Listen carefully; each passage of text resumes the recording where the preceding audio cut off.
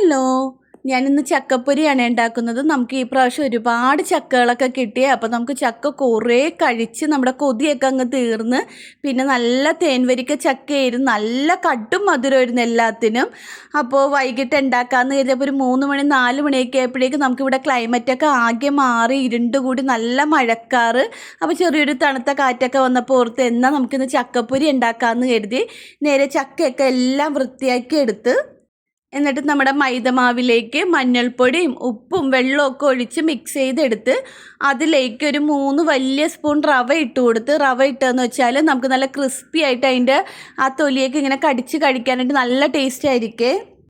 അപ്പം മാവിൻ്റെ കൂട്ടൊക്കെ കറക്റ്റ് ആയപ്പോഴേക്കും ഓരോന്ന് ഇട്ട് എല്ലാം വറുത്ത് കോരി എടുത്തായിരുന്നു. നമുക്ക് നല്ല ചൂട് പാൽച്ചായയും നല്ല ചക്കപ്പൊരിയും കൂടെ ആയിട്ട് നല്ല കാര്യമായിട്ട് അടിച്ചു വിട്ടായിരുന്നേ വൈകിട്ട്. അപ്പോൾ ഓക്കെ, ബായ്.